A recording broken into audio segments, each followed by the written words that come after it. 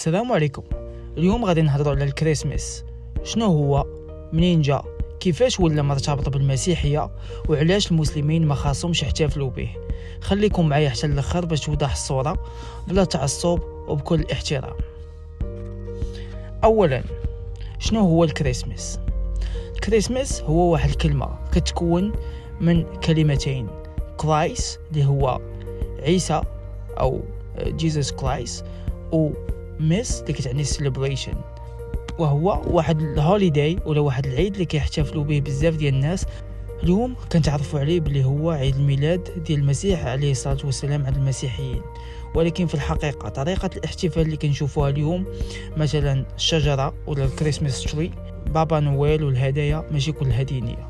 يعني كاين واحد الجانب ديني عند المسيحيين اللي حتى شي واحد ما يمكن ينكره، ولكن في نفس الوقت كاين واحد الجانب ثقافي وتجاري كبير بزاف، بالخصوص في العصر ديال الرأسمالية.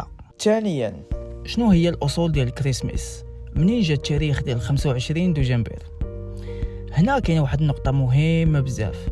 الكتاب المقدس ما كيحددش نهار معين ديال الازدياد ديال عيسى عليه الصلاة والسلام.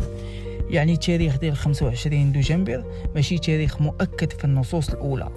ففي أوروبا في العصور القديمة، من بعد ما ولات المسيحية منتشرة في الإمبراطورية الرومانية، كاين واحد التحدي. الناس ودوك القبائل الوثنية كانوا متعودين على واحد الاحتفالات ديال الشتاء، يعني كيديروا واحد الاحتفالات في الشتاء، كيقدروا يعبدوا الشمس ولا يعبدوا الطبيعة، وكان من الصعب عليهم باش يتوقفوا على دوك العادات مرة واحدة. في هذه المرحلة الكنيسة ولات كدير واحد النوع ديال إعادة توجيه، بدل ما يبقى احتفال موسمي ولا وثني، ولات كتربطوا بذكرى ميلاد المسيح عليه الصلاة والسلام. لكن الحقيقة هو بأن المسيح عليه الصلاة والسلام بريء من هذا العيد ومن هذا التاريخ، لأن في النصوص ديالهم ما كاينش يوم محدد. فمثلا في أمريكا كيقولوا 25 دجنبر، ولكن في روسيا كيقولوا 7 يناير. يعني كاين واحد الاختلافات، ما كاينش واحد التوافقية في التاريخ. ولكن بحكم أن أمريكا دولة رأسمالية، ثبت هذا التاريخ ديال 25 دجنبر عند بزاف ديال الكنائس، وزاد تطور الاحتفال عبر القرون حتى وصل للشكل المعروف عليه اليوم.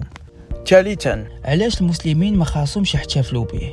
دابا كندخلوا لواحد النقطة اللي مهمة بزاف. أولا، من ناحية العقيدة، في الإسلام عيسى عليه الصلاة والسلام نبي عظيم ومسيح، ولكن ماشي إله وماشي ابن الله.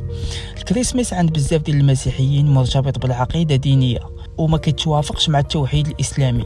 يعني المسلم يقدر يحترم عيسى عليه الصلاة والسلام كنبي، ولكن ما يحتفلش بعيد ديني مبني على اعتقادات مختلفة.